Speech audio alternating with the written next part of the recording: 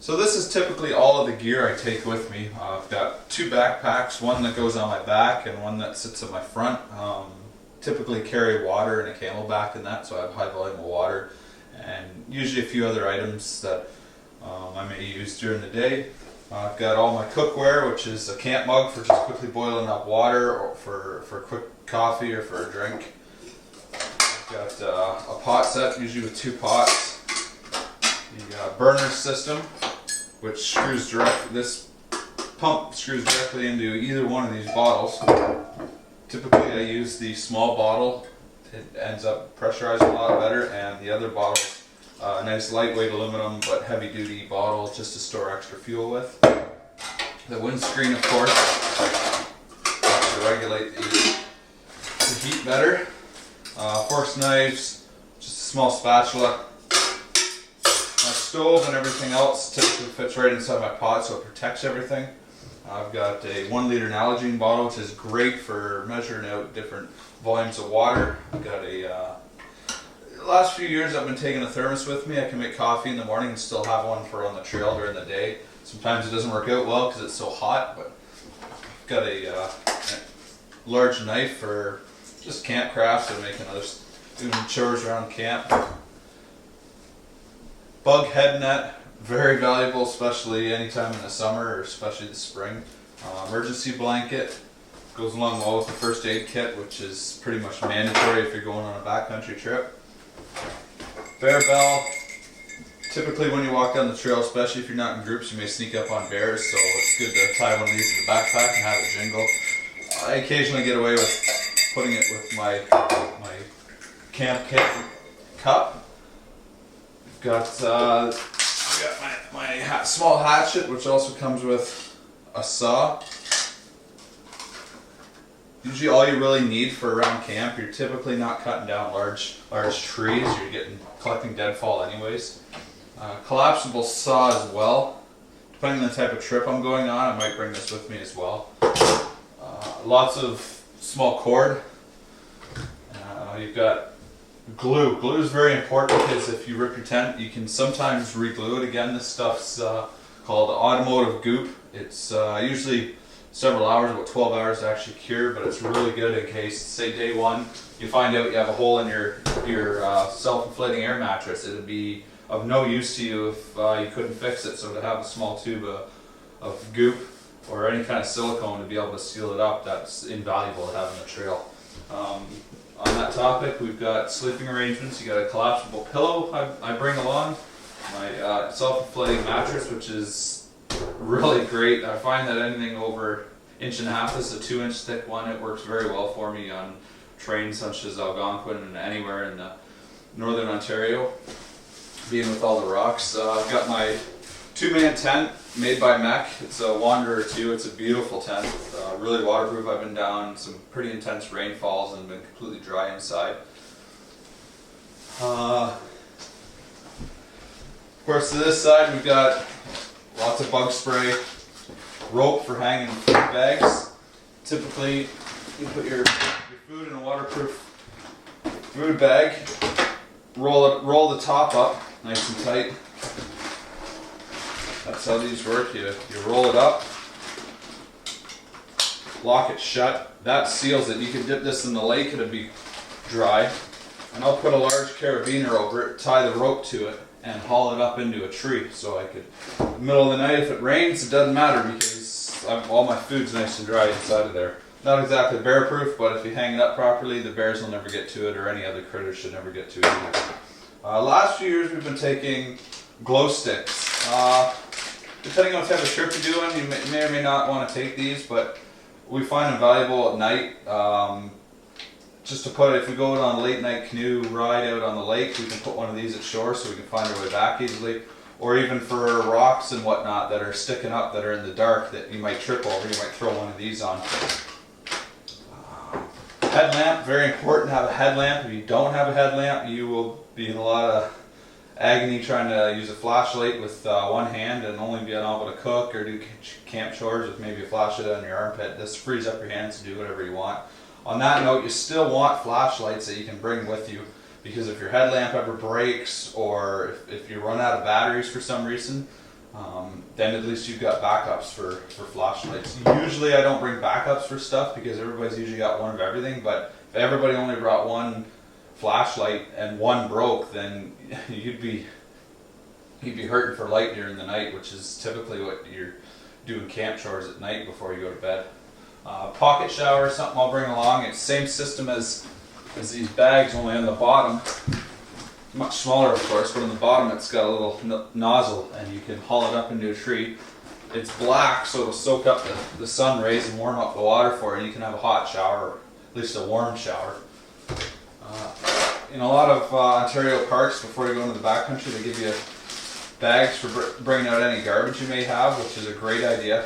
You can typically keep it pretty clean and dry with your garbage, but you would hang your garbage inside your food bag in this bag so that the animals didn't get into your garbage. Fishing gear, of course, always bring a fishing rod. Some guys bring collapsible fishing rods, which work well. You can pick them up really cheap at any store. It's usually about $10, but I like to bring my own fishing rod. I protect it with my canoe paddles and the portage inside the canoe so I don't break it.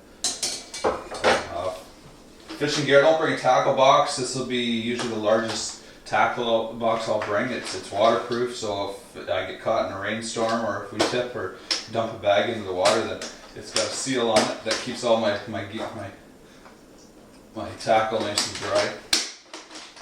Typically I'll film with my iPhone. It shoots excellent video. It's a little shaky and of course it's not waterproof, but you can pick up waterproof cases. This one was $8 at Walmart or Canadian Tire, and it just seals up nicely. It's got a carry strap for it, so you can use a carabiner and tuck it into a backpack so it doesn't fall out on you. Toilet paper is really important. Again, it's definitely nice to have a second toilet paper. Typically I'll keep one with my main bag and all my gear, and I've got my backup bag with another about a half roll, just in case something happens to this one. I've got an extra roll of toilet paper. You definitely don't want to run out there. On the topic of hygiene as well, there's you can't trust all the water no matter where you go in the world nowadays, whether it be pathogens or any other problems. Typically you can't clean out the chemicals in the water, but you can get a pump system where you can actually use a micron filter and a carbon filter, and it'll actually clean your water for you. They're expensive. If you drop it and break it, you don't have any way to clean your water other than boiling, which can take an awful lot of fuel, an awful lot of time, and it's not very comfortable to drink warm water if you're really thirsty right away. A lot of people are substituting with a pump and having a backup system with chlorine pills. Chlorine pills, I find, when you purify them, they're 1 liter to 1 pill. So you can typically put 1 pill inside of a Nalgene bottle, shake it up, pick it up in the middle of the lake. The only thing this doesn't stop is any particulate, but if you get it clean out the middle of the lake, usually you're okay. Some people have noticed a bad taste with these pills, maybe a little bit of a chlorine taste, not terrible, but I find if you leave the lid off while it's dissolving, I don't know if it's a chlorine gas that ends up evaporating out of it, but usually after about 10 minutes, you seal the lid back on, and I find the water tastes excellent. Again, if you need to get around the particulate in your water bottles, you can always carry some coffee filters with you. It'll only filter out the particulate, which is typically not dangerous for you. It might be pollen, or it might be little bits of debris in the water. And you can wrap this around your Nalgene with maybe an elastic or something, and let the water dip this into the water and let the water fill in, and that'll keep the particulate out. It's more of a visual thing with the particulate, so as long as you treat it with pills or boil it, then typically the particulate isn't dangerous for you. Regular filters will filter that out anyways. Always good to have lots of maps, waterproof maps. On my large backpack, I've found that I've got four hooks that I can actually strap my map to, and typically when I put my backpack inside the canoe, it's upright so I can get to all my gear that I need to. I typically pack a lunch inside the top of my bag with toilet paper, so if I'm going to have access to it, then I've got my map on top so I can actually see where my route is, and completely waterproof maps I'll bring with me. You can usually, if you've got a large map, you can fold it down and actually tape it on there. This one I happen to print out and laminate so that it was really easy to deal with. What other gear do I have? Some of the food stuff. Coffee. For anybody that likes instant and that works for you, that's fine. It's a really lightweight option. You can get them in little tiny packages. Just to add, usually to 500 mils, half a liter. The last few years I've been researching a lot on coffee presses. So I picked up this one from GSI company. I bought it from MEC, Mountain Equipment Co-op. But you typically put the coffee grounds in the bottom, usually medium to coarse grind coffee.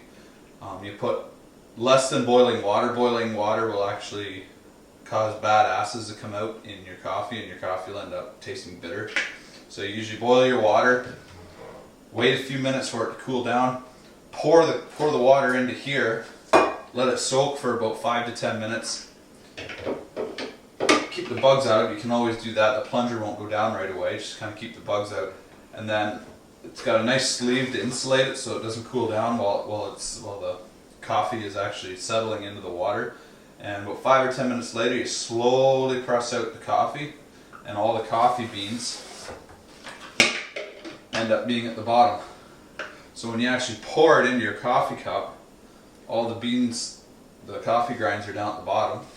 And typically I'll have one coffee in the morning and pour another one for myself for the afternoon for later on the trip.